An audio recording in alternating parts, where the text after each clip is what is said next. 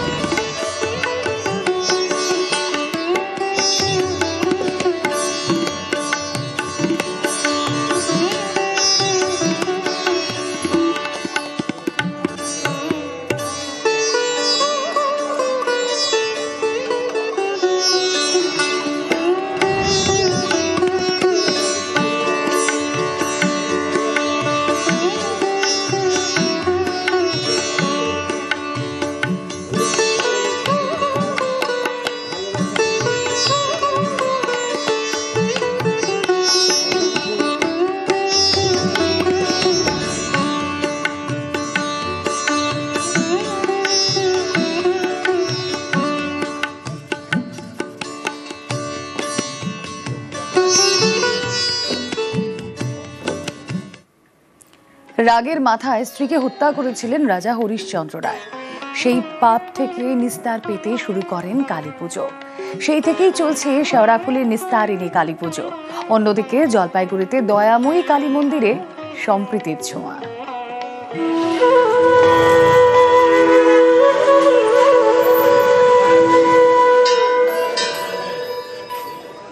গঙ্গার পারে নিস্তারিণী কালী মন্দির, যার প্রতিষ্ঠা হয় 1234 বঙ্গাব্দে।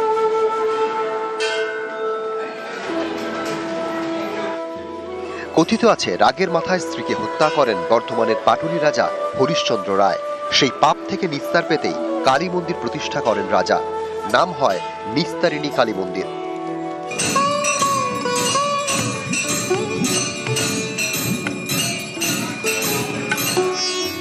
নিত্য পুজো ছাড়াও কালী পুজোর দিন ছাদ বলি, হোমযজ্ঞ, আরতি ও তন্ত্র সাধনা হয়। মন্দিরের গর্ভগৃহে পুরোহিত ছাড়া অন্য ব্যক্তির প্রবেশ নিষেধ। মায়ের এখানে আগে আমিষ ভোগ দেওয়া হতো, এখন সেটা আর নেই। এখন তার বদলে এখানে মাকে ছোলাটাকে আমিষ হিসেবে আমরা এখানে মাকে ভোগ নিবেদন করি। এবং আমাদের রাজ পরিবারের তরফ থেকে যা মেন পুরোহিত ছাড়া আদার্স কোনো বামুন মায়ের গর্ভে গিয়ে ঢোকে। এখানে তন্ত্রের মতো পুজো হয়, সারাদিন তন্ত্র সাধনা করা হয়, পুজোর পর বলিদান হয়, ছাগ বলি হয়। জলপাইগুড়িতে দয়াময়ী কালী মন্দির, এখানকার পুজোয় সম্প্রীতির ছোঁয়া।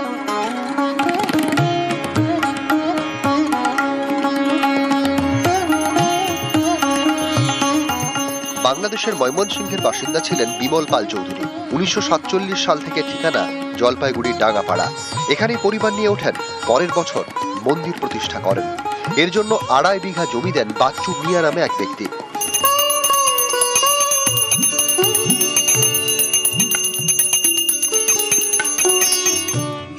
একটা সময় এখানে মহিষ বলি দেওয়া হতো।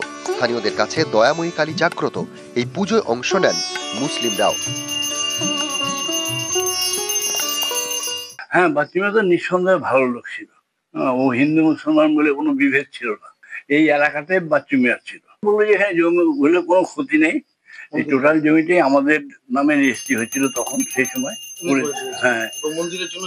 মন্দিরের জন্য। এই কালী আগে কোথায় ছিল? এদেশে ময়মনসিংহ, টাঙ্গাইল 48 সালে আসে, 48 সালে এখানে শুরু হয়। 1984 সালে লাস্ট বলি হয়েছে। তারপরে উনি মারা যাওয়ার পরে বলিটা আমরা দিই না, উনিই দিয়ে গেছেন। হুগলি থেকে রানা কর্মকার এবং জলপাইগুড়ি থেকে শান্তনু কর, নিউজ 18 বাংলা।